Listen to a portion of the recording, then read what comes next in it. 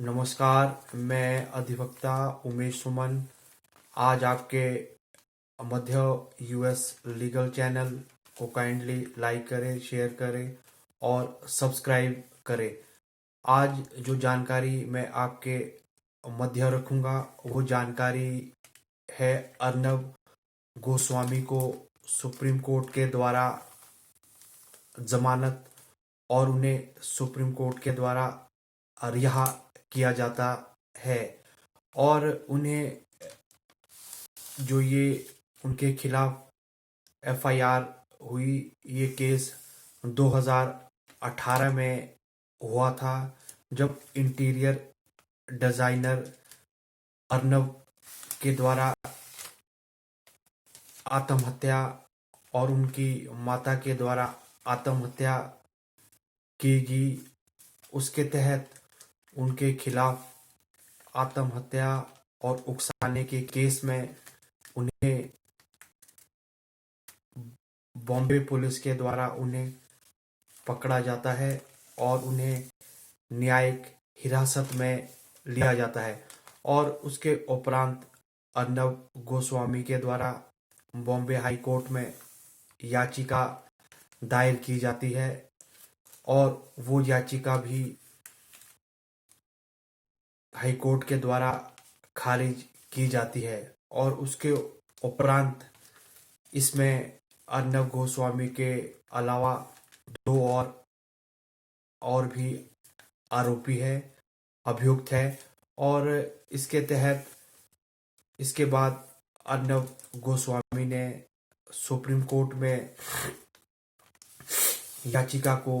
लगाया और याचिका को लगाने के बाद बुधवार को उन्हें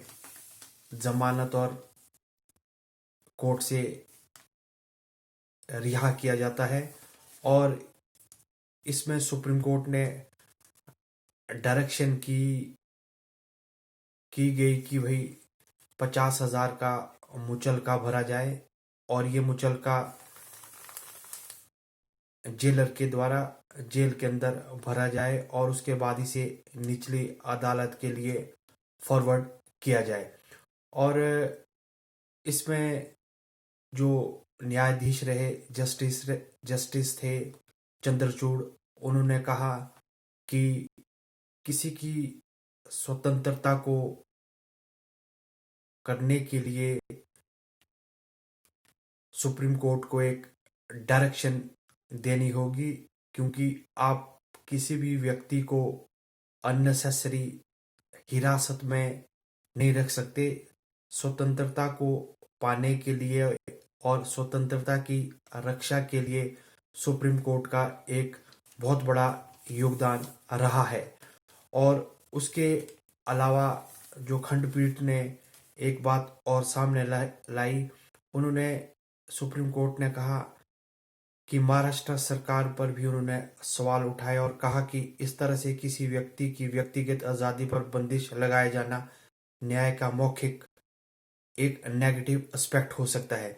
और आत्महत्या के लिए उकसाने के मामले में अर्नब को जमानत याचिका सुनवाई करते हुए जस्टिस चंद्रचूड़ और इंद्रानी जस्टिस ने चाहा कि ये गोस्वामी को हिरासत लिए जाने में पूछताछ की जरूरत होनी चाहिए। और इसके उपरांत क्योंकि यह व्यक्ति की आज़ादी है, व्यक्ति की आज़ादी से जुड़ा हुआ मामला है और व्यक्ति की आज़ादी का एक नया परिप्रेक्ष्य होना चाहिए और व्यक्ति को आप अननेसेसरी जेल में नहीं रख सकते। और जो इसमें अर्नब गोस्वामी के अधिवक्ता थे, एडवोकेट थे हरीश साल्वे, उन्होंने कोर्ट के समक्ष क्या दलीलें रखी। उन्होंने कोर्ट के समक्ष दलीलें रखी कि अर्नब गोस्वामी ने जो पैसा अन्वय नाई को देना था, वो पैसा अन्वय नाई को उन्होंने जरूर देना था, पर जो अन्वय नाइक ने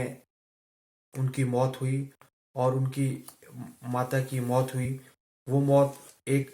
उनकी मानसिक परेशानी के साथ साथ आर्थिक संकट होने के कारण हुई है। और इसके तहत यदि आप इसमें अर्नब गोस्वामी को संलिप्त करते हैं कि उनके द्वारा कोई इस तरह का क्रियाकलाप या कोई इस तरह की घटना की गई जिसकी वजह से अन्वय नाई को मौत के घाट उतार दिया गया या उतारा गया, इस तरह का रोल इसमें अर्नब गोस्वामी का नहीं रहा। और इसके तहत इसमें दो और भी आरोपी रहे जिन्होंने लगभग 6 करोड़ के मुताबिक अन्वय नाई को पैसा देना था। और इसके उपरांत सुप्रीम कोर्ट ने निचली अदालतों को भी फटकार लगाई और कहा कि किसी भी व्यक्ति को आप किसी भी विचारधारा से नहीं जोड़ सकते। यदि किसी व्यक्ति की कोई विचारधारा अलग है या किसी पार्टी से संबंध रखता है, पर हमेशा से ही कोर्ट को इसमें एक पॉजिटिव एस्पेक्ट लेना चाहिए। पॉजिटिव एस्पेक्ट लेने के साथ साथ व्यक्ति की स्वतंत्रता, व्यक्ति की एक पॉजिटिव एस्पेक्ट को लोगों के सामने और एक नया स्वरूप लाना चाहिए, ताकि यदि सुप्रीम कोर्ट इसमें हस्तक्षेप नहीं करेगी तो आगे आने वाले दिनों में इस देश, इस कंट्री के लिए बहुत बुरे दिन आने वाले हैं। हर व्यक्ति को न्यायिक हिरासत में रखा जाएगा और उससे कोई भी सवाल और जवाब नहीं पूछा जाएगा और उसे जेलों के अंदर बंद किया जाएगा, और जिसकी वजह से लोगों की स्वतंत्रता पर एक सवाल या निशान उठ सकते हैं। और अर्नब गोस्वामी को सुप्रीम कोर्ट के द्वारा जमानत मिल गई है और उसके तहत जो कंडीशनें उनके ऊपर लगाई गई कि जमानत किस तरह से उन्हें दी गई, उन्हें कहा गया कि वे एक तो किसी भी मामले में हस्तक्षेप ना करें और कोर्ट में जब भी तारीख लगे वो कोर्ट में हाजिर हो, और जो कोर्ट में इसमें विटनेसेस है उनसे ना मिलने की कोशिश करे, और हमेशा से ही जजेस के साथ और एडवोकेट के साथ एक पॉजिटिव एस्पेक्ट रखे। और इसमें 50,000 का मुचलका भरा गया है और उसके तहत इसमें अर्नब गोस्वामी को जमानत दी गई और अर्नब गोस्वामी को जेल से रिहा किया गया। और इसके तहत एक जो सबसे बड़ा मामला सामने आया, इसमें 2 और भी आरोपी थे, दोषी थे, उन्हें भी जेल से बाहर निकाला गया। और एक सुप्रीम कोर्ट का भी एक पॉजिटिव एस्पेक्ट रहा, एक व्यक्ति की स्वतंत्रता, एक व्यक्ति की आवाज को उठाने के लिए, और व्यक्तियों और कोर्ट की डायरेक्शन को फॉलो किया जाए, और पुलिस निदेशक और